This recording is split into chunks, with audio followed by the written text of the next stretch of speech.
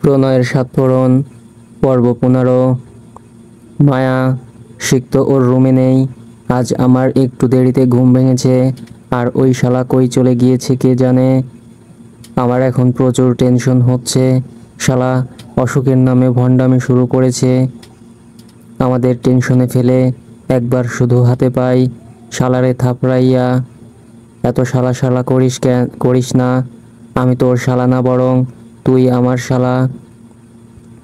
মায়া গিয়ে দরজা খোলার পর ছাদা ভেতরে না ঢুকেই কথাগুলো বলছিল, আর সিক্ত সোফায় বসে থেকে কথাগুলো শুনছিল। হঠাৎ করেই সিক্তর ভেতর থেকে সিক্তর আওয়াজ পাওয়ায় জিজ্ঞাসা সূচক ভাবে বলল, ও কি ভেতরে? মায়া শুধু মাথা নেড়ে বলল, হুম। সাদাব তাড়াতাড়ি করে রুমে ঢুকে গিয়ে দেখলো সিক্ত সোফায় পায়ের উপর পা তুলে বসে আছে। সাদাবের অবাকের সুরে বলল, তুই এখানে কি করছিস? এখানে কখন এসেছিস? তাতে তোর কি? আমার কি মানে? তুই শালা অসুখের ভাব ধো। ওই থাম, আমি অসুখের ঠেলায় মরে যাচ্ছি না। আর তুই আমাকে শালা বলিস কেন? কোন হিসেবে? তো তুই আমার শালা, তাই শালা শালার মতোই থাক। আমি তোর কোন হিসেবে? ওই তোর মাথা ঠিক আছে? এখন ভাবনা ধরে বাসায় গিয়ে ওষুধ খেয়ে নে, না হলে এবার সোজা পাবনায় যেতে হবে। সাদাবের কথা শুনে সিক্ত মনে মনে বলল, গাধা একটা, কিন্তু মুখে বলল না। আরে ভাই, এত হাইপার হচ্ছিস কেন? এখানে চুপ করে বস। আমি মায়ার মেহমান, মায়ের সাথে একটু গল্প করে নেই। অথচ তুই এখন ভাব করছিস যেন তুই আমার বন্ধু না, আমার বিয়ে করা নতুন বউ। মায়া দরজা লাগিয়ে দিয়ে বুকে হাত গুজে দাঁড়িয়ে দাঁড়িয়ে ওদের কথা শুনছিল। হুট করেই সিক্তর এই খাপছাড়া কথাবার্তার কোনো মানে বুঝতে পারলো না। আর তার সাথে তো সব গল্পই শেষ, এখন আবার কিসের গল্প? এরই মাঝে সাদাব সিক্তর এইসব কথা দাঁড়িয়ে শোনার পর অবাক হয়ে পেছন ফিরে মায়ার উদ্দেশ্যে বলল, মায়া, এর মাথার তার ছিঁড়েছে নাকি? মায়া উত্তরে কিছুই বলল না, শুধু ঘাড় কাত করে সিক্তর দিকে তাকালো। এদিকে সিক্ত এদের কাণ্ড দেখে শুধু মুচকি হেসে বলল, আচ্ছা, আমি তো বসতে বললাম। মায়া আর তুই দুজনেই বস। মায়া আর সাদাব সিক্তর কথা মতো সোফায় গিয়ে বসলো। সিক্ত এবার মায়ার উদ্দেশ্যে বলল, মায়া, তোমার কাহিনীগুলো যদি সাদাবকে বলি তাহলে কোনো প্রবলেম নেই তো? আসলে আমি কখনো ওর কাছ থেকে এইসব বড় বিষয়গুলো লুকাই না। বন্ধু আমার, চলন বলনে গাধা হলেও কাজের কিন্তু। সাদাব অবাক হয়ে বলল, কিসের কাহিনী? সাদাবের উত্তর কেউ না দিয়ে মায়া বলল, প্রবলেম নেই, তবে এই বিষয়গুলো আমাদের মাঝে থাকাটাই ভালো। আশা করি আসল রহস্যের উন্মোচন না হওয়া পর্যন্ত এই কথাগুলো বাইরের কেউ জানবে না। সাদাব মায়াকে উদ্দেশ্য করে বলল, আচ্ছা, তোমরা কিসের কথা বলছো একটু বলবে? সিক্ত বলল, এত অধৈর্য হচ্ছিস কেন? বলবই তো, দেরিতে হলেও তো তোকে সব কিছুই বলি। এরপর সিক্ত সব ঘটনাই মোটামুটি শর্টকাটে বলতে লাগলো সাদাবকে। পুরো ডিটেইলস না হলেও ঘটনাগুলো শোনার পর সাদাবের চেহারা বিস্ময়তা দেখা গেল, আর ওভাবে মায়ার উদ্দেশ্যে বলল, তোমার মাঝে যে এত গল্প তা সত্যিই বুঝতে পারিনি। আর রাফসান চৌধুরী, তার মানে তোমার ভাই হয়? হুম। এরপর হুট করেই সাদাব কিছু একটা ভাবতে লাগলো, যা দেখে সিক্ত বলল, এত কি ভাবছিল? তোর ছোট্ট মাথায় নিয়ে আবার বেশি কিছু ভাবতে যাস না, না হলে তোর বাচ্চা কাচ্চা স্কুলে যাওয়ার আগেই তাদের আব্বা স্ট্রোক করে উপরে চলে যাবে। সাদাব সিক্তর কথা শুনে কিছুটা বিরক্ত হয়ে বলল, চুপ কর তুই, নিজের চিন্তা নিজে কর। তোর বাচ্চা কাচ্চা দুনিয়ায় আসার পর যখন দেখবে তাদের আব্বা জেদখোর পাবনার মেন্টাল, তখন কি করবি? আর আমি অন্য কিছু নিয়ে ভাবছিলাম। আচ্ছা মায়া, তুমি বললে তুমি ক্লাস 10-এ 1 বছর গ্যাপ দিয়েছো, কিন্তু সানায়া আর হিমা তো ছোটবেলা থেকেই ক্লাসমেট কিংবা সব কিছুই ছিলে। তাহলে হিসেবে তো ওদের এবার অনার্স সেকেন্ড ইয়ারে থাকার কথা, তাই না? সাদাপের কথা শুনে সিক্ত বলল, এই তোর এত গভীর ভাবনা চিন্তা, গাধা একটা। এটা তো স্বাভাবিক বিষয়, ওরা দুজনেই হয়তো অ্যাডমিশন টাইমে 1 বছর গ্যাপ দিয়েছে। সেটা আমিও বুঝতে পারছি, কিন্তু কথা সেটা না। সানায়া তো খুব ভাব নিয়ে সারাদিন বলতে থাকে ও নাকি প্রচুর ব্রিলিয়ান্ট স্টুডেন্ট, ছোটবেলা থেকেই ক্লাসের ফার্স্ট গার্ল। অ্যাডমিশন টাইমে মায়া না হয় কিডন্যাপ ছিল, কিন্তু ওর কি হয়েছিল যে কোনো পাবলিকে না পড়ে এখন তার অবস্থান আমাদের ভার্সিটিতে। আর সানায়ার কথা না হয় বাদ দিলাম, কিন্তু হিমাকে দেখে তো ভালো স্টুডেন্টই মনে হয়। ওই তুই আরেকজনের ব্রেনের চিন্তা করার আগে নিজেরটা কর। ছানায়া যেমনই স্টুডেন্ট হোক না কেন, তার চেয়ে বহুগুণে ভালো স্টুডেন্ট ও। আর হঠাৎ করে সানায়াকে নিয়ে পড়েছিস কেন? আর ওর সাথে তুই এত কথা কখন বলিস? কই, আমি তো দেখি না। সিক্ত সানায়ার আর সাদাপের বিষয়টা জানা সত্ত্বেও ইচ্ছে করেই কথাগুলো ওভাবে বলল, আর এতেই সাদাপের আমতা আমতা শুরু হলো। যা দেখে মায়া মুচকি হাসলো আর মনে মনে ভাবলো, ভাইয়া দেখছি সব সময় সানায়ার সাথে কথা কাটাকাটির জন্য পয়েন্ট খুঁজতে থাকে, কিন্তু মুখে বলল, আচ্ছা আমি বিষয়টা ক্লিয়ার করছি সাদাব ভাইয়া।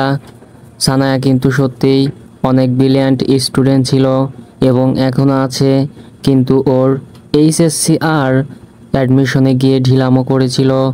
সানায়া আর আমার ছোটবেলা থেকেই ইচ্ছে ছিল কেমিস্ট্রি নিয়ে পড়ার, আর হিমার ইচ্ছে ছিল ডাক্তার হওয়ার।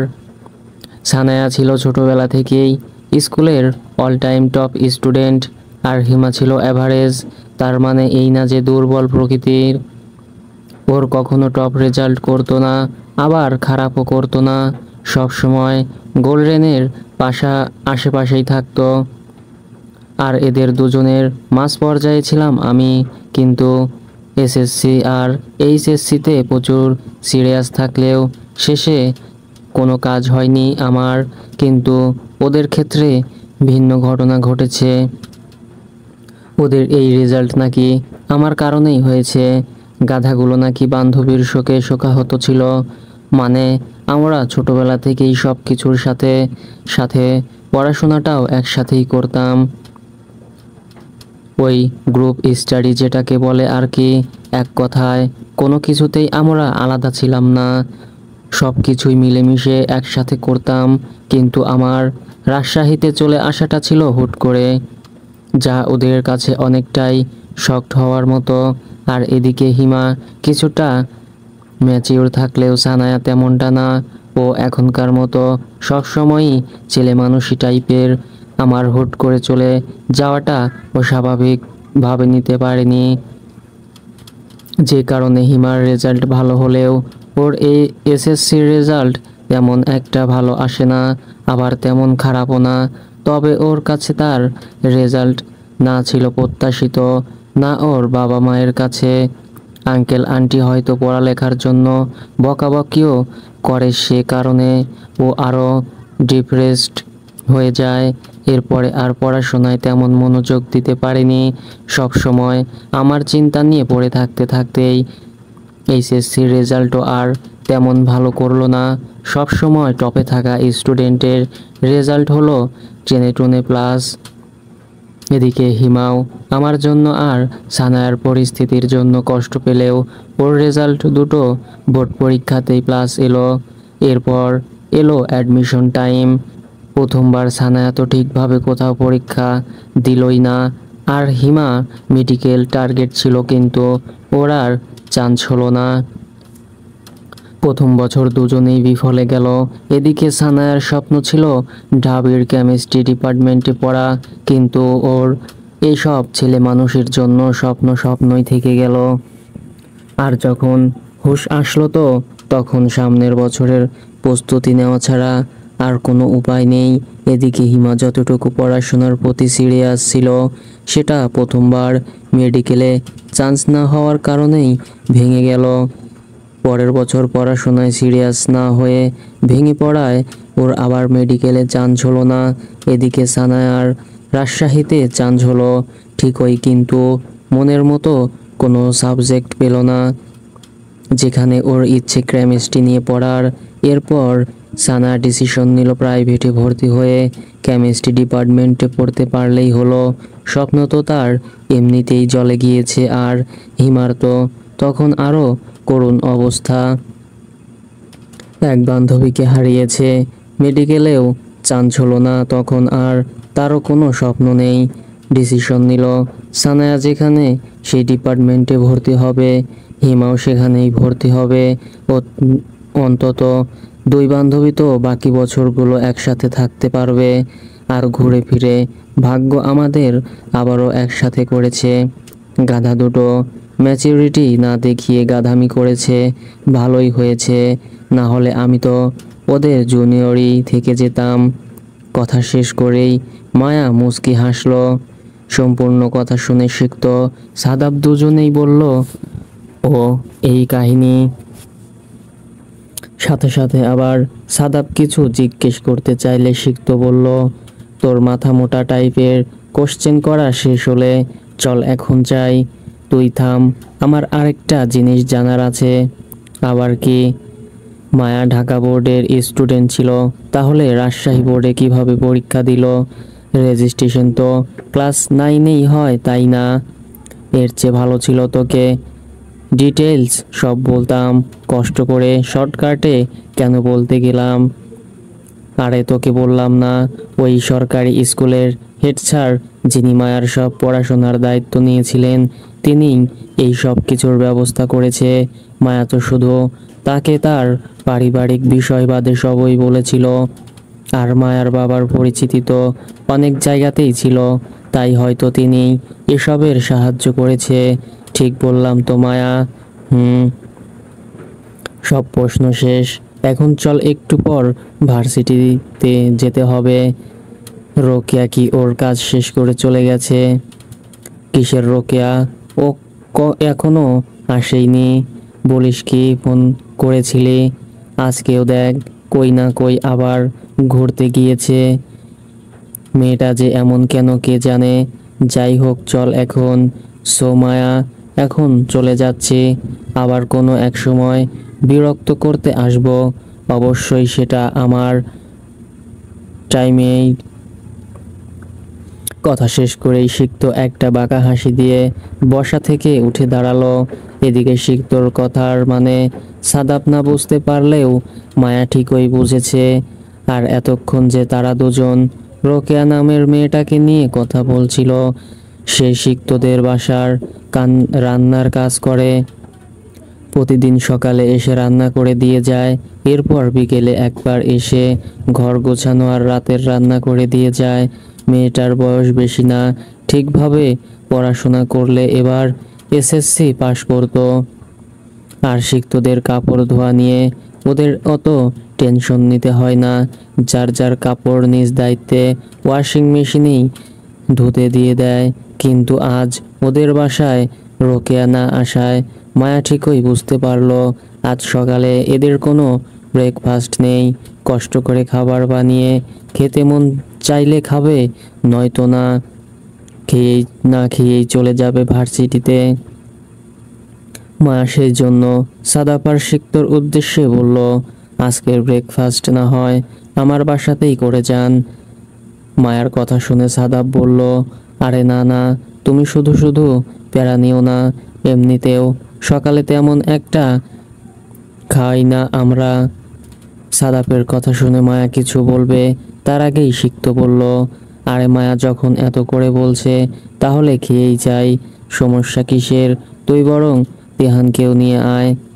সিক্তর কথা শুনে সাদাব অবাকের সুরে বলল, তোর আজকে হয়েছেটা কি? আর মায়া শুধু একবারই বলেছে, বারবার একবার বলছে তো কি হয়েছে? তুই কথা না শুনলে বারে বারে বলবে, বেচারি শুধু শুধু কষ্ট পাবে। তাই না মায়া? হ্যাঁ হ্যাঁ, ও হ্যাঁ বলে দিয়েছে। এখন তুই তিহানকে আসতে বল। আর তোদের বোনের রান্না কিন্তু সেই, একবার খেলে বারবার খেতে চাইবি। তা তুই কয়দিন আমার বোনের রান্না খেয়েছিস? তোর কথা তো শুনে মনে হচ্ছে তুই প্রতিদিন ওর রান্না খাস। আমি কেন প্রতিদিন খেতে যাব? তুই যখন যখন খেয়েছিস আমিও তখনই খেয়েছি। কিন্তু আপনার কথা শুনে তো তা মনে হচ্ছে না।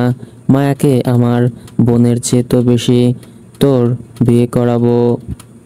সাদাপের কথা শেষ হওয়ার আগেই সিক্ত ভারিক্কি চোখে তাকিয়ে বলল, চুপ কর গাধা। সাদাপ তাচ্ছিল্যের হাসি দিয়ে দীর্ঘশ্বাস ফেলল। হা হা। এদিকে মায়া তাড়াতাড়ি করে বলতে লাগলো, আপনারা কথা বলুন, আমি তাড়াতাড়ি করে কিছু একটা রেডি করে নিচ্ছি।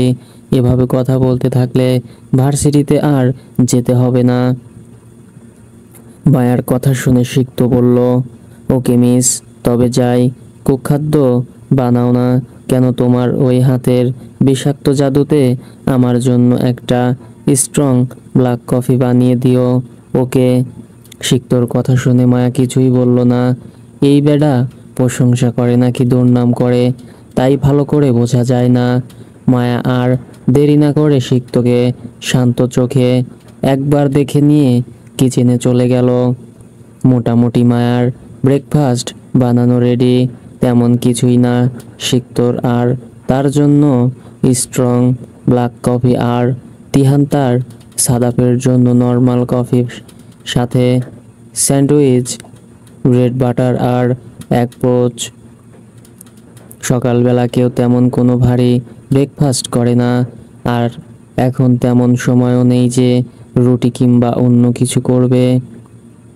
এদিকে তিহানকেও ফোন করে ডেকে নিয়ে এসেছে সিক্ত, অথচ এই বাসা থেকে ওই বাসায় যেতেই তাদের আলসেমি।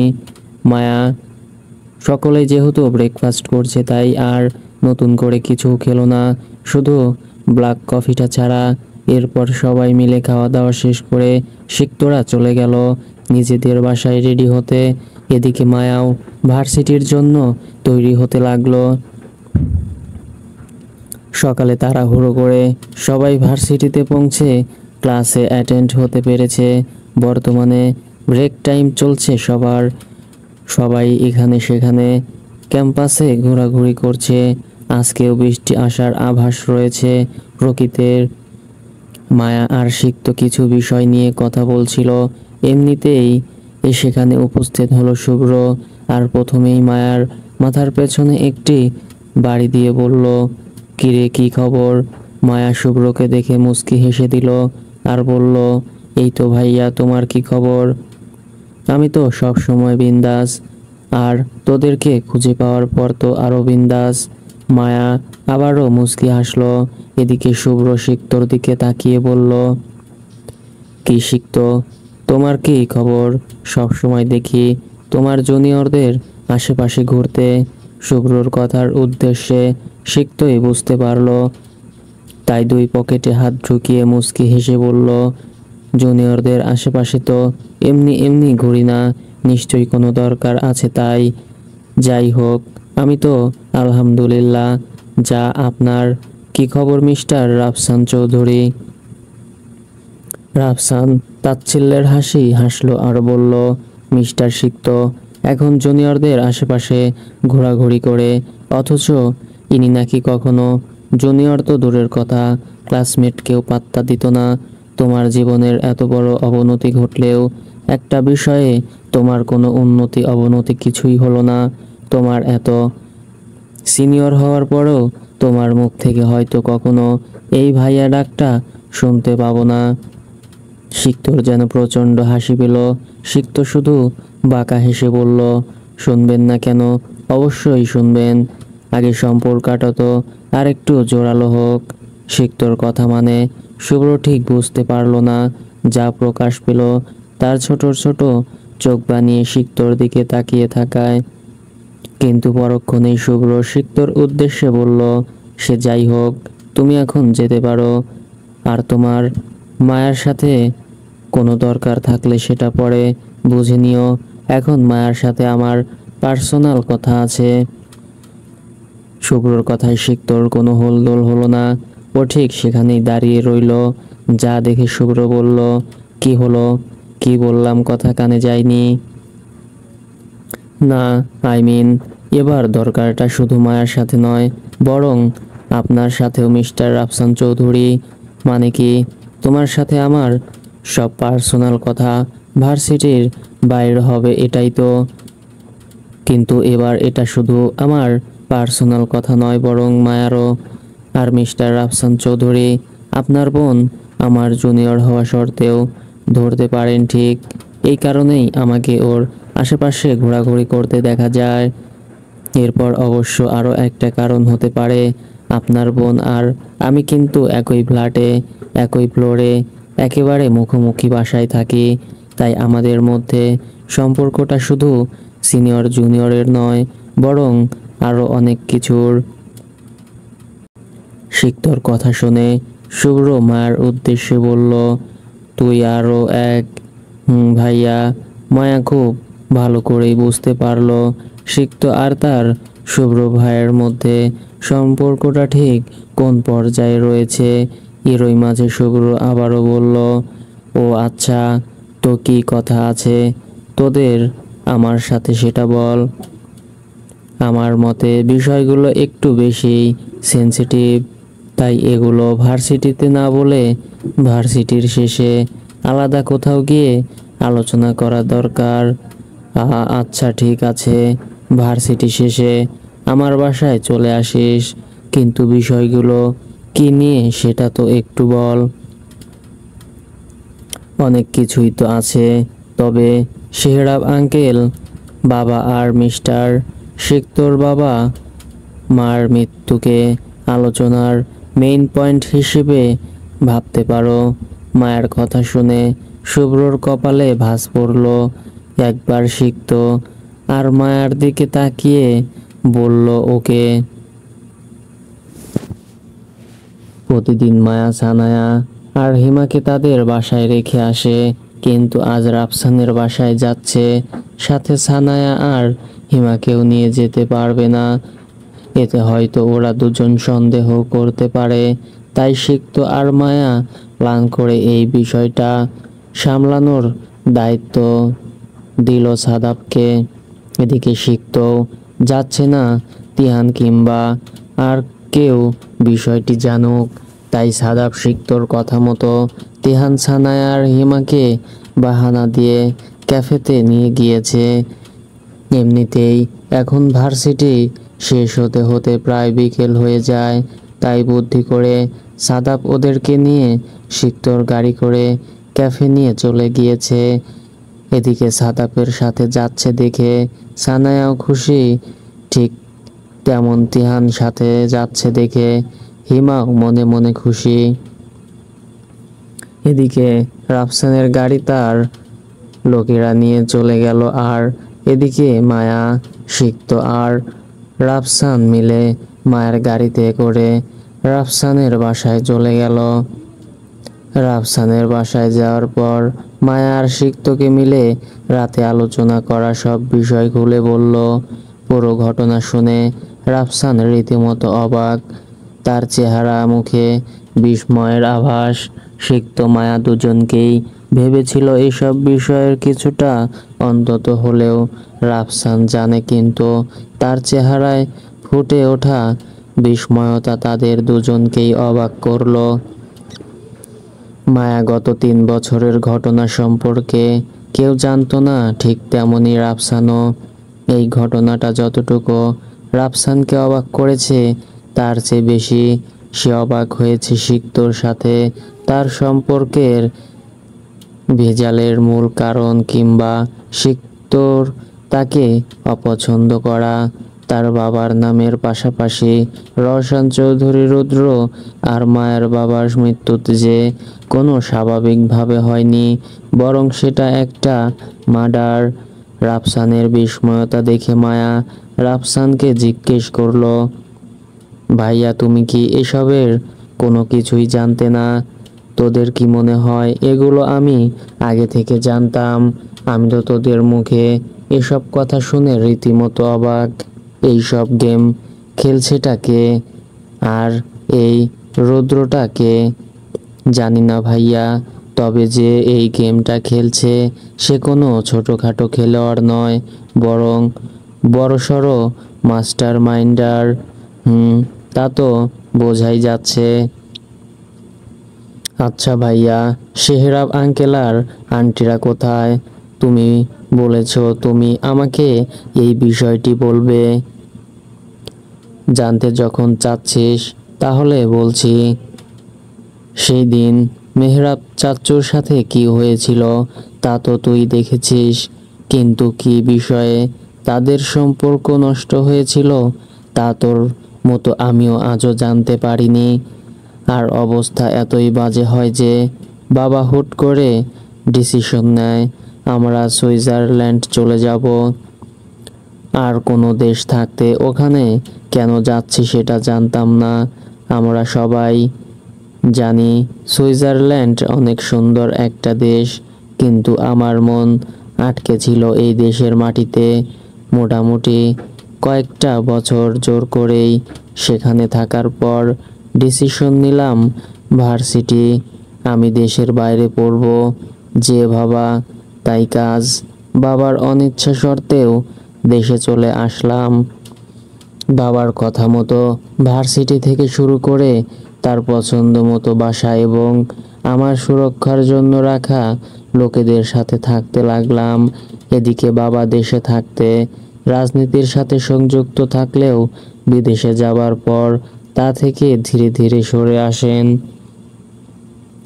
এদিকে আমাকেও নিষেধ করে দিলেন আমিও যেন রাজনীতিতে না ঢুকি, কিন্তু শেষ পর্যন্ত বাবাকে না জানিয়ে রাজনীতিতে ঢুকেই পড়লাম। তবে আমার লোকেরা ছাড়া বিষয়টি তেমন কেউ জানে না, বিশেষত বাবার লোকেরা। এরপর বাবার যেন সন্দেহ না হয়, তাই দেশে থাকা বাবার বিজনেসটা আমি নিজেই দেখতে লাগলাম। এদিকে বাবা বারবার নিষেধ করেছেন যেন তাদের খবর ভুলেও যেন দেশের কেউ জানতে না পারে। সেই অনুযায়ী মোটামুটি বাবার সব ইনফরমেশন আমি দেশ থেকে সরিয়ে ফেললাম। বর্তমানে বাবা মায়ের ঠিকানাটা তুই, সিক্ত আর আমি ছাড়া কেউ জানে না। মায়া আর সিক্ত সবটুকু শোনার পর চিন্তায় পড়ে গেল, কিন্তু সিক্ত রাফসানকে জিজ্ঞেস করলো, মিস্টার চৌধুরী, আমি ছোট ছিলাম দেখে আমাকে বাবা মায়ের বিজনেসের ধারের কাছেও ঘেঁষতে দিত না, বলতে গেলে উপায় ছিল না। কিন্তু আপনি কি কখনো আমার বাবা মা আর আপনার বাবার মাঝে কোনো বাজে সম্পর্ক, তারা তো বিজনেস পার্টনার ছিল, শিখতো তোমার মতো আমাকেও এসব থেকে দূরে রাখা হতো। তবে কিছু কিছু বিষয় আমি নিজে থেকেই জানতাম।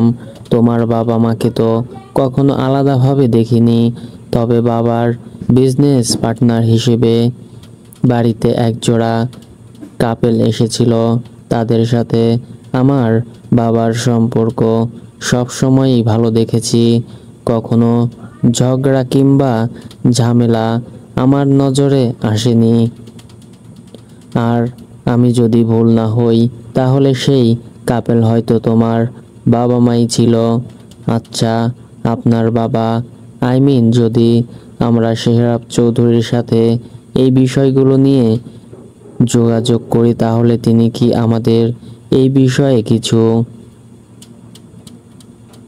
এটা হয়তো সম্ভব হবে না।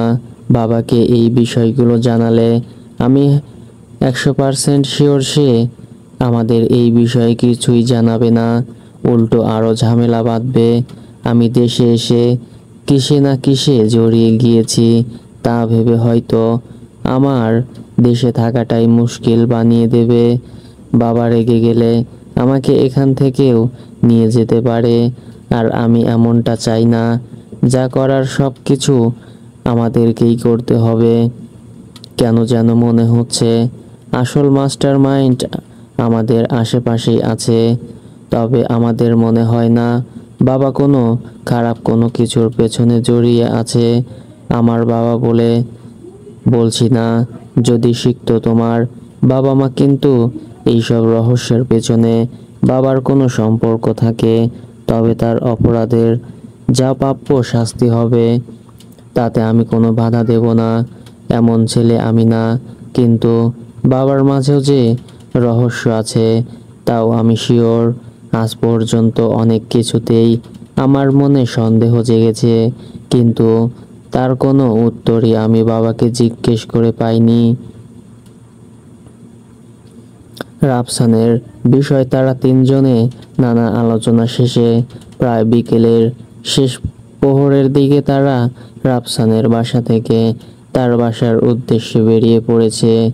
মায়ার গাড়িতেই সিক্ত আর মায়া আসছিল। সিক্ত ড্রাইভ করছিল আর মায়া তার পাশে বসেছিল, কিন্তু মাঝপথে হুট করে সিক্ত গাড়ি থামিয়ে দেয়। মায়া কিছু জিজ্ঞেস করার আগে একবার আশেপাশে দেখে নিল। ভাবলো সিক্তর হয়তো কোনো কাজ আছে, এই জন্য আর গাড়ি থেকে নামলো না। এদিকে সিক্ত গাড়ি থেকে নেমে মায়ার দিকের দরজাটা খুলে দিয়ে বলল, কি হলো, বসে আছো কেন, নামো। মায়া কিছুটা অবাক হয়ে বলল, হঠাৎ এখানে কেন, আগে নামো তারপর বলছি। সিক্তর কথা মতো মায়া নিচে নামলো। মায়ার পরনে সাদা হলুদ রঙের কুর্তি। নিচে নামতেই সর্বপ্রথম চোখ গেল আকাশের পানে। কি অপূর্ব সৌন্দর্য! পুরো আকাশটাই লাল হলুদ বর্ণের নানা রেখায় সাজানো। মাথার ওপর সূর্যটাকে বড়সড় একটা ডিমের মতো লাগছে। মায়া কাছে পুরো দৃশ্যটাই অসাধারণ লাগছে। সাধারণত সকালের সৌন্দর্যটা মায়া উপভোগ করলেই এই এমন সৌন্দর্য দেখার সৌভাগ্য তার কমই হয়। সারাদিন কাজ শেষে এই বারান্দায় যতটুকু প্রাকৃতিক সৌন্দর্য দেখা যায়, ঠিক তাতেই তাকে সন্তুষ্ট থাকতে হয়। এসব দেখতে দেখতে মায়ার মুখে এক অনবদ্য হাসি ফুটে উঠল, যা দেখে মিন্ট কালারের টি শার্ট পরা ছেলেটাও মুচকি হাসলো। এরপর মায়া আশেপাশে তাকিয়ে দেখলো জায়গাটা আসলে কোথায়। গাড়ি থেকে ভালো করে খেয়াল করেনি। কিছুক্ষণ আশেপাশে তাকিয়ে দেখলো এটা রাফসান আর তাদের বাসার মাঝের কোনো পাবলিক এরিয়া। রাফসান আর তাদের বাসার মধ্যে প্রায় অনেকটুকু ব্যবধান রয়েছে, আর তাদের দুজনের বাসায় ভিআইপি এরিয়ায়, আর এই দুই এরিয়ার মাঝে পড়েছে এই পাবলিক এরিয়া। এরপর মায়ার চোখ পড়ল রাস্তার পাশে লাগানো অনেক বড় বড় গাছের দিকে। সেগুলোতে অনেক সুন্দর সুন্দর ছোট ছোট ফুলের গুচ্ছ ঝুলছে। সবচেয়ে বেশি আকর্ষণীয় লাগছিল বেগুনি ফুলের গুচ্ছগুলোর প্রতি। কিন্তু মায়ার এই ফুল কিংবা গাছগুলোর নাম জানে না। এরপর নজর পড়ল গাছের নিচে থাকা বিভিন্ন স্ট্রিট ফুডের স্টলের দিকে। মায়া দেখতে পেল সেখানে মুহূর্তেই মানুষের ভিড় বাড়ছে। আশেপাশে তো শত মানুষের আনাগোনা রয়েছেই, দেখেই বোঝা যাচ্ছে জায়গাটা একটি ঘনবসতিপূর্ণ এলাকা। মায়া আবারও স্টলের দিকে তাকিয়ে দেখলো কেউ কেউ দাঁড়িয়ে কিংবা বসে বসে তাদের পছন্দ মতো খাবার খাওয়াতেই ব্যস্ত।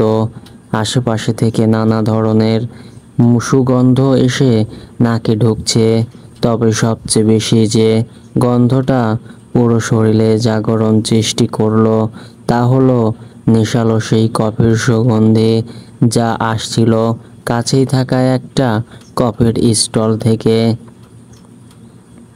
মায়ার বুঝতে অসুবিধা হলো না সিক্ত এখানে কেন তাকে নিয়ে এসেছে। এবার সিক্ত তাকে বলতে লাগলো, এভাবেই দাঁড়িয়ে থাকবে না নাকি। মায়া সিক্তর কথা শুনে তার দিকে তাকালে সিক্ত মুচকি হেসে বলল, চলো। গাড়িটা একপাশে পার্ক করে মায়া সিক্তর সাথে সাথে যেতে লাগলো। সিক্ত কফির স্টলে গিয়ে থামার পর মায়াকে বেঞ্চে বসতে বলল। আশেপাশে অনেকেই বেঞ্চে বসে আড্ডা দিচ্ছে আর কফি খাচ্ছে। মায়া গিয়ে একটা বেঞ্চে বসে পড়ল আর সিক্ত তার থেকে কিছু দূরে একই বেঞ্চে বসে মায়াকে বলল, বলো আজ তিতা কফি খাবে নাকি সাধারণ মানুষদের মতো সাধারণ কফি খাবে? তিতাটা খেয়েই তো অভ্যস্ত, তবে আপনি আজ অন্যটা ট্রাই করলে ক্ষতি কি? মায়ের কথা শুনে সিক্তর হেসে দিয়ে দোকানদারের উদ্দেশ্যে বলল, মামা তোমার হাতের সবচেয়ে বেস্ট দুটো কফি দিও, অবশ্যই আজ চিনি দিবা। আচ্ছা মায়া, তুমি না আসলে তো আমার ওই তিতা কফিই বানাতেই হয় না, এতদিন আসলা না কেন? ওই একটু ব্যস্ত ছিলাম। তোমার দিন কেমন যাচ্ছে? আল্লাহর রহমতে আলহামদুলিল্লাহ। কিন্তু এই মাইয়াডা কেডা যার লেগা আমার মামাও আজকা তিতা কফি ছাইরা মিষ্টা কফি খাইতে আইছে? আমি যা ভাবতেছি তাই নাকি? আরে না মামা, ভুল ভাবতেছো। ও আমার বন্ধু সাদাপ আছে না, ওর বোন হয়। আর এই মাইয়ার জন্য আমি তিতা কফি ছেড়ে দুধ চিনি দেওয়া মিষ্টি কফি খাইতে আসি নাই, বরং ওরেই খাওয়াতে নিয়ে আসছি। ও কিন্তু আমার চেয়েও আরও বেশি তিতাওয়ালা কফি খায়। সিক্তর কথা শুনে মায়া একবার আর চোখে সিক্তর দিকে তাকালো, কিন্তু এই দিকে দোকানদারটা বলল, বলো কি, মানুষ যে এই তিতা কফির মধ্যে কি পায় কে জানে, কিন্তু কথা হইল ভিন্ন। তার মানে আমাগোর মামা এখন বন্ধুর বোনের ঘোড়ার ডিম হইছে। মামা এখন থামো, তাড়াতাড়ি যেতে হবে আবার। হা হা হা, এই যে শেষ, এই নাও। মায়া আর সিক্তকে ওয়ান টাইম কাপে কফি দেওয়ার পর লোকটি আবার তার কাজে চলে গেল। এদিকে মায়া সিক্ত দুজনেই কফিতে চুমুক দিতে লাগলো। আর তখনই মায়া সিক্তকে জিজ্ঞেস করলো, আপনি এখানে প্রায় আসেন নাকি? আজ ভাবলাম তোমাকেও নিয়ে আসি। যাই হোক, মামার হাতের কফিটা জোছনা, অভ্যাস নেই, তবে খেতে ভালো লাগছে অনেক। সিক্ত একবার সামনে তাকিয়ে দেখল ফুচকা, চটপটি এসবের স্টল বসা, যেখানে মেয়েদের ভিড় রীতিমতো অবাক করার মতো। যা দেখে সিক্ত মায়াকে বলল, আচ্ছা তুমি ফুচকা খাও না? মায়া সিক্তর দিকে তাকিয়ে বলল, না। মায়ের কথা শুনে সিক্ত অবাক সুরে বলল, বলো কি, সব মেয়েই নাকি ফুচকার জন্য পাগল থাকে? ওই দেখো, ওই স্টলে যেন রীতিমতো মারামারি লেগে যাবে ফুচকা খেতে খেতে। মায়া একবার সিক্তর ইশারা মতো সামনে তাকিয়ে বলল, সব মেয়ে এক না, সব মেয়েই এক, শুধু তুমি মেয়েটাই এক না। বড়লোকের মেয়েরা ফুচকা খায় না নাকি? মায়া মুচকি হাসলো, বিষয়টা তা না, আমি ছোটবেলা থেকেই এসব ফুচকা,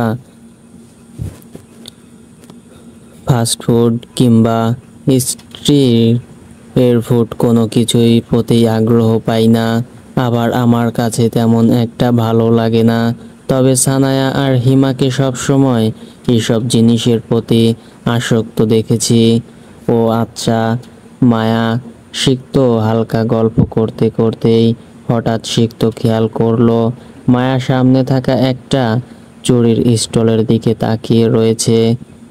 সেখানের বেশিরভাগ চুড়ি কাচের। সিক্ত যখন হঠাৎ করেই মায়াকে জিজ্ঞেস করলো, চুড়ি পছন্দ?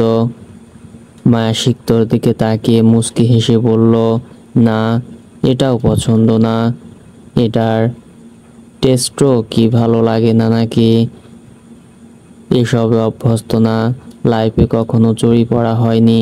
তবে কাচের চুড়িগুলো দূর থেকে দেখতে দেখতে সুন্দর লাগছিল, তাই দেখছিলাম। অভ্যস্ত নও তো তাতে কি, মাঝে মাঝে এসবে অভ্যস্ত হলে ক্ষতি কি?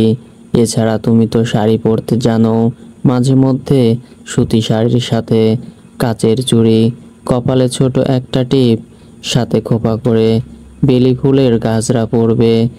দেখতে খারাপ লাগবে না, কিন্তু ভালোই লাগবে। সিনেমায় নাটকে যতটুকু দেখি তাই বললাম আর কি।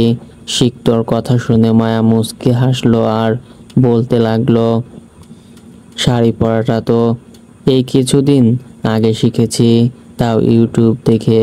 তবে এভাবে সাজগোজ এগুলো আমার জন্য না, আর আমার জন্য কাচের চুড়ি না, বরং ওই একটা হাত ঘড়ি যথেষ্ট।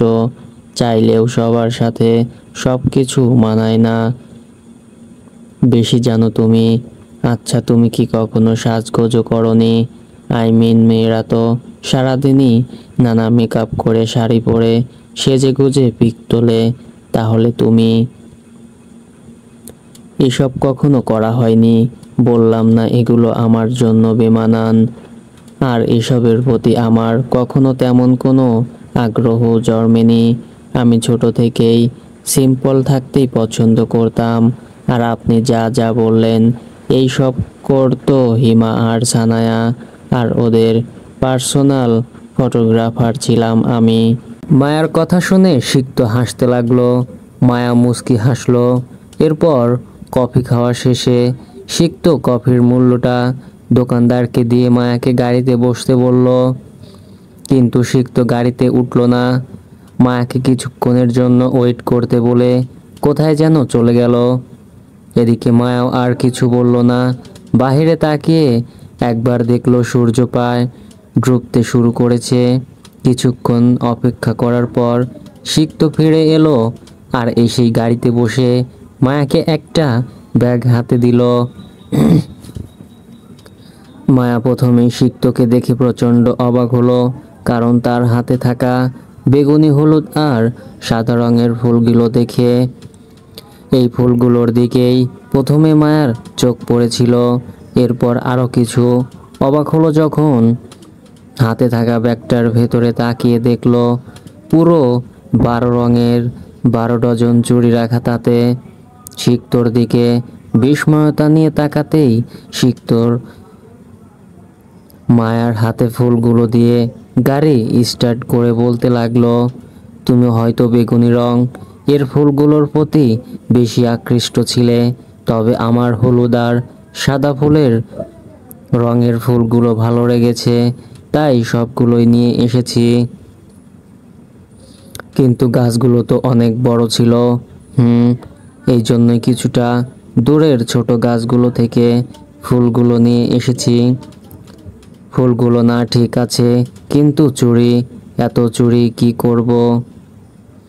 পছন্দ হলে রেখে দিবে, আর না হলে অন্য কাউকে দিয়ে দিবে, আর মন চাইলে কখনো পরে দেখবে। কথাটুকু বলেই সিক্ত মায়ার দিকে একবার শান্ত চোখে তাকিয়ে আবার গাড়ি চালানোতে মনোযোগ দিল। এদিকে মায়া ভাবলো আর কিছু বলবে না, কিন্তু তবুও বলল, নিয়ে এসেছেন ঠিক আছে, কিন্তু এতগুলো আনার কি দরকার ছিল? তোমার কোনটা বেশি পছন্দ হবে তা তো জানা নেই, তাই সবগুলোই নিয়ে এসেছি। কোনোদিন ইচ্ছে হলে এই সব রঙের শাড়িও এনে দেব, তোমার নিতে কোনো আপত্তি নেই তো? মায়া সিক্তর কথা শুনে কিছুটা অপ্রস্তুত হয়ে বলল, না। এরপর আর তাদের মাঝে কোনো কথা হয়নি। পুরো সময়টাই তাদের মাঝে নীরবতা বিরাজ করছে। এদিকে ডিমের কুসুমের মতো সূর্যটাও অর্ধেক হয়ে গিয়েছে। আশেপাশে আলো ফুরিয়ে গিয়ে অন্ধকার নেমে আসছে।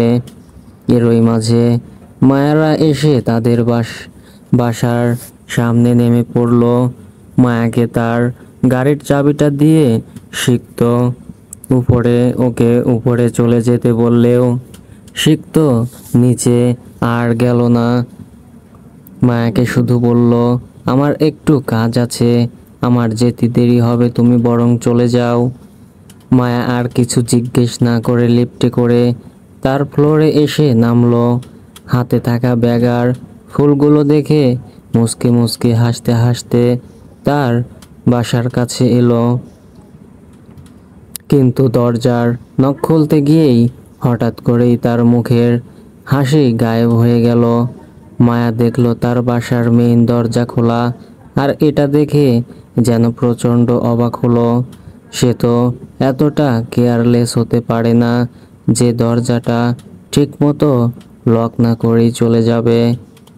তার স্পষ্ট মনে আছে সে ভার্সিটি যাওয়ার সময় দরজা লক করেছিল। তাহলে দরজাটা খুলল কে? দরজার চাবি, পাসওয়ার্ড কিংবা কার্ড সবই তো তার কাছে। তাহলে দরজাটা হালকা খোলা ছিল, আর হঠাৎ করেই মায়ার কেন যেন মনে হলো বাসার ভেতরে কেউ যেন আছে। মায়া ধীরে ধীরে ভেতরে ঢুকে দরজাটা লাগিয়ে দিল। এরপর ড্রয়িং রুমে ঢুকে টেবিলের ওপর ফুল আর ব্যাগগুলো রাখার আগেই মায়া বিস্মিত হলো সোফায় বসে থাকা ব্যক্তিটির দেখে, যাকে দেখে মুখ থেকে অস্পষ্ট স্বরে বলে উঠল, তুমি? সারপ্রাইজ মাই ডিয়ার, তুমি এখানে কেন? আসতে পারি না নাকি? মায়া যেন পুরোই শকড। তার সামনে ব্ল্যাক অ্যান্ড অফ হোয়াইট কালারের সাদা শাড়ি ফর্মাল স্টাইলে পরা এক বৃদ্ধা সোফায় বসে রয়েছে। বয়সে তার 60-এর ঊর্ধ্বে, তা দেখে বোঝার উপায় নেই। একদম শির দ্বারা সোজা করে সোফায় বসে আছেন তিনি। চুলগুলো একদম পরিপাটি করে খোপা করা, শাড়িটা একদম ফর্মাল স্টাইলে পরায়, আঁচলের ভাঁজগুলো একদম সমানে সমান, কালো ব্রাউনের হাতাটা কোনোই পর্যন্ত, তবে সাথে মাথা আঁচলে ঢেকে ঘোমটাটাও দিতে তিনি ভোলেননি। পোশাকের বেশভূষা দেখে যে কেউ বলতে বাধ্য তিনি কোনো উচ্চবিত্ত পরিবারের সদস্য। চেহারায় নেই তেমন বয়সের ছাপ, অথচ এই ব্যক্তি নাকি কিছুদিন পর পর অসুস্থতার জন্য বিদেশে পাড়ি দেয়। এই নারীটি আর কেউ নয়, বরং মায়ার নিজেরই দিদুন। মায়ার সাথে চেহারারও কিছুটা মিল পাওয়া যায় তার জীবতীকালের আলোকচিত্র দেখে বিদ্যমান যে কেউ ভুলবশত বলে ফেলবে এটাই তো এখনকার মায়া। কিন্তু তিনি মায়া নয়, বরং মায়ার দিদুন ইয়াসমিনা চৌধুরী।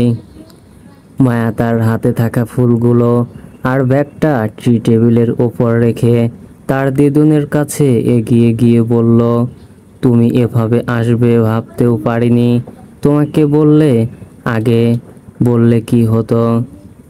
ইয়াসমিনা চৌধুরী দাঁড়িয়ে মায়াকে জড়িয়ে ধরে বলল, তাহলে সারপ্রাইজটা তো আর দেওয়া হতো না।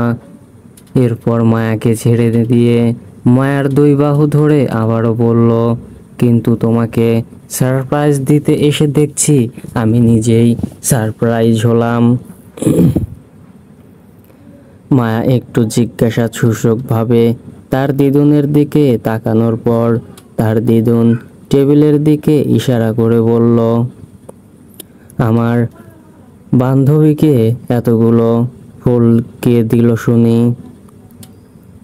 তোমাকে দেখে তো দিব্যি মনে হলো তুমি আমাকে দেখে সারপ্রাইজড হয়েছ। তার মানে আমি যে আসবো এটা তোমার জানার কথা না।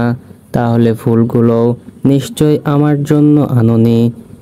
মায়া তার দিদুনের কথা শুনে মুচকি হেসে বলল, ঠিকই ধরেছ, তোমার জন্য আনিনি, তবে কাল তোমার প্রিয় বেলি ফুল পাক্কা নিয়ে আসবো।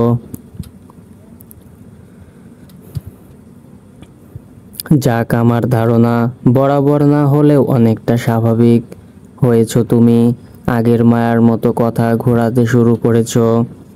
মায়া আবারও চুপ করে গেলে তার দিদুন মুচকি হেসে বলল, তোমাকে সব সময় হাসি খুশি দেখতে চাই আমি। আবারও আমার বান্ধবী মায়ারানীকে ফিরে পেতে চাই। তবে সেটা পরের কথা। আগে কথা না ঘুরিয়ে এটা বলো, এই ভরা সন্ধ্যাবেলায় এতগুলো ফুল নিয়ে কোথা থেকে এলে? কে দিল এইগুলো?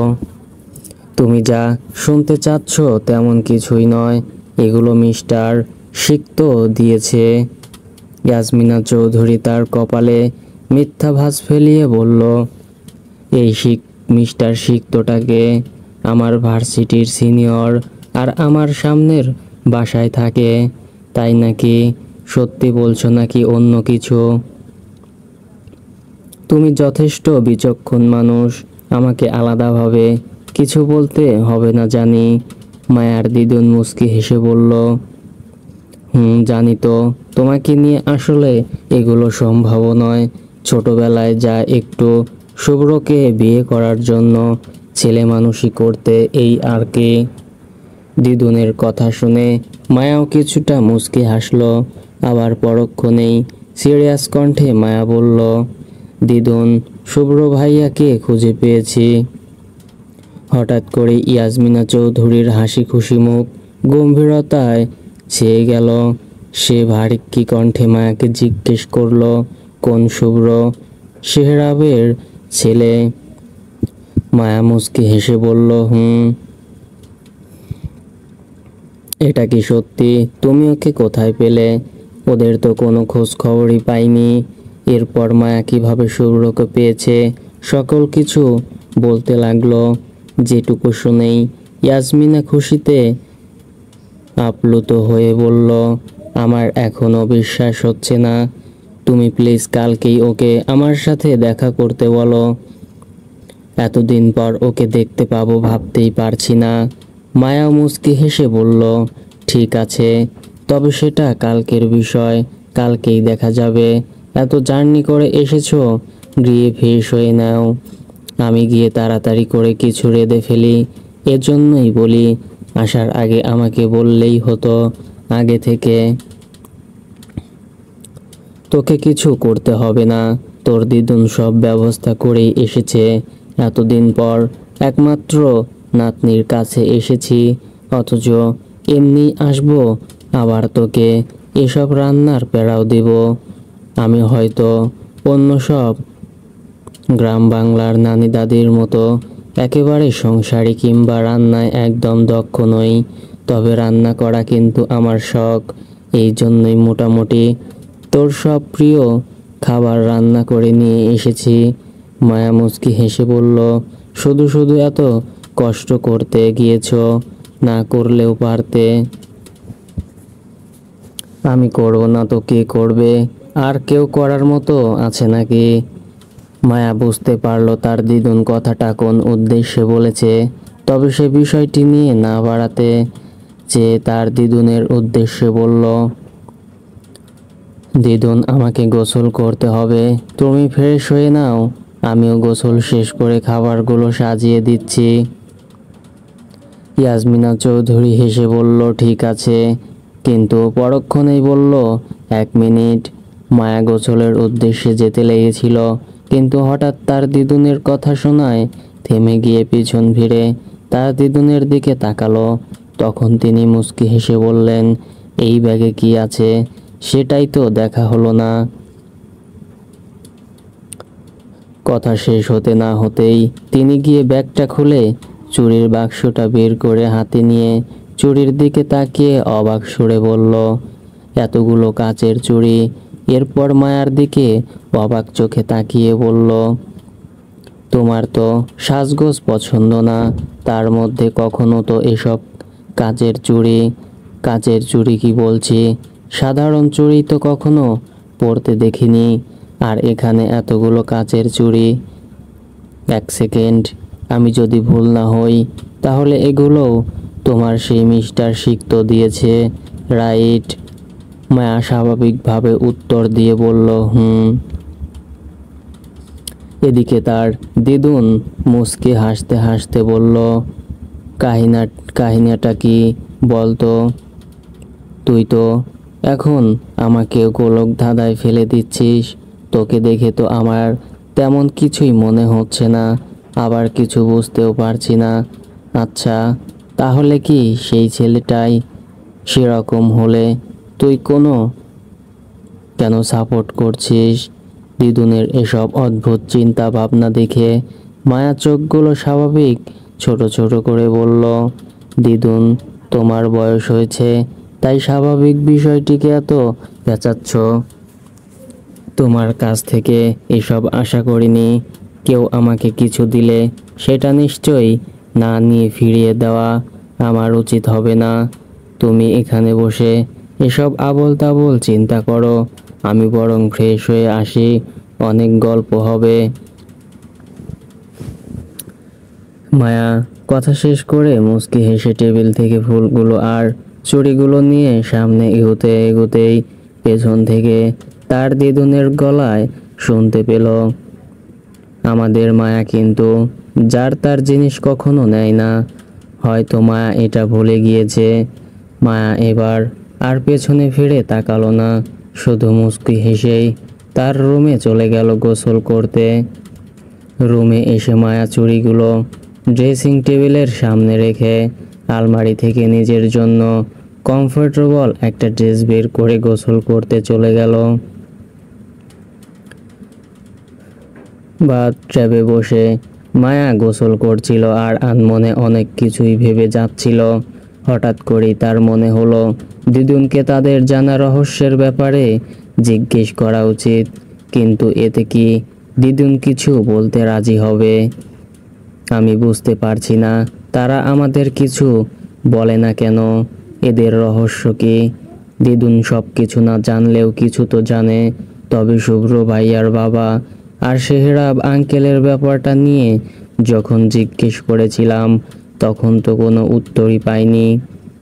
আচ্ছা, তখন তো ছোট ছিলাম, তাই অত নিয়ম ছিল, কিন্তু এখন তো। যাই হোক, দিদুনকে জিজ্ঞেস করতে হবে, উত্তর পেলে পাবো, না হলে দিদুনকে বোঝাতে হবে। দিদুন এই রহস্য উন্মোচনে হয়তো অনেক সাহায্য করতে পারবে। মায়া গোসল শেষে ড্রেস পরে রুমে এলো। এরপর ড্রেসিং টেবিলের সামনে দাঁড়িয়ে হেয়ার ড্রায়ার দিয়ে চুল শুকাতে শুকাইতে নজর পড়ল ড্রেসিং টেবিলের সামনে রাখা সেই ফুল আর চুড়ির বাক্সটার দিকে। মায়া সেই চুলগুলো সব না শুকিয়েই কিছুটা ভেজা রেখেই ফুলগুলো একসাথে করে তার বেডের পাশে রাখা টেবিলের ওপর রাখা ফুলদানিটায় পানি ঢেলে ফুলগুলো রেখে দিল, কারণ ফুলগুলো অনেকটা নেতিয়ে পড়েছিল। তবে একটা অদ্ভুত বিষয়টি হলো, এটা সেই ফুলদানি যেটা শুভ্র মায়াকে দিয়েছিল, যেটা কিনা ভার্সিটিতে যাওয়ার আগে নিজের রুমে গিয়ে রেখে দিয়ে এসেছে। ফুলগুলো সাজিয়ে রেখে মায়া আবারও ড্রেসিং টেবিলের সামনে এসে দাঁড়ালো। এরপর চুড়ির বাক্সটা হাতে নিয়ে দেখলো বাক্সটা সত্যি অনেক বড়। তখন গাড়ির ভেতর আর দিদুনের হাতে ভালোভাবে খেয়াল না করলেও এখন ঠিক ভালোই বোঝা যাচ্ছে। মায়া বক্সের ট্রান্সপারেন্ট সিটের দিকে তাকাতে ভেতরের চুড়িগুলো দেখলো মোটামুটি 12 রঙের চুড়ির সেট রাখা।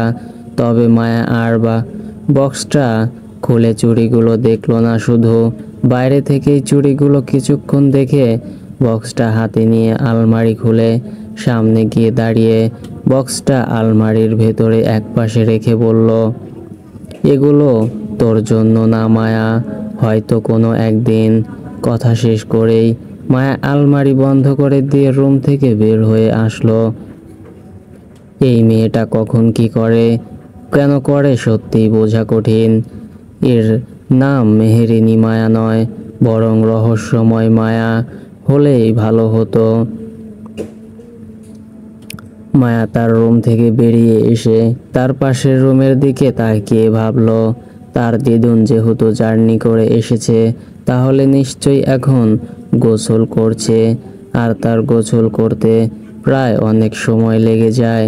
এতক্ষণে খাবারগুলো গরম করে ডাইনিং টেবিলে গুছিয়ে ফেলা দরকার। মায়া কথা মতো তার দিদুনের রুমের দিকে না গিয়ে ডাইনিং রুমের দিকে গিয়ে ফ্রিজ খুলে দেখলো তার দিদুন নানা পদের খাবার দিয়ে ফ্রিজ ভরিয়ে ফেলেছে। মায়া মুচকি হেসে শুধু তাদের রাতের খাবারের জন্য কিছু খাবার বের করে গরম করতে দিল। এরপর সেগুলো একে একে সার্ভিং ডিশে সাজিয়ে সেগুলো নিয়ে ডাইনিং টেবিলটাকে সাজিয়ে ফেললো। এরপর ভাবলো অনেক সময় তো হয়ে গেল, এবার গিয়ে দিদুনকে ডাকা দরকার। এরপর তার রুমের পাশের যে রুমটায় তার দিদুন কয়েকদিন থাকবে সে রুমটায় চলে গেল। এরপর দরজায় লক করতে গিয়ে দেখে রুমের দরজাটা খোলা। মায়া ধীরে ধীরে রুমের ভেতরে ঢুকতেই দেখলো তার দিদুন হতে বারান্দায়, কিন্তু কারো সাথে হয়তো ফোনে কথা বলছে।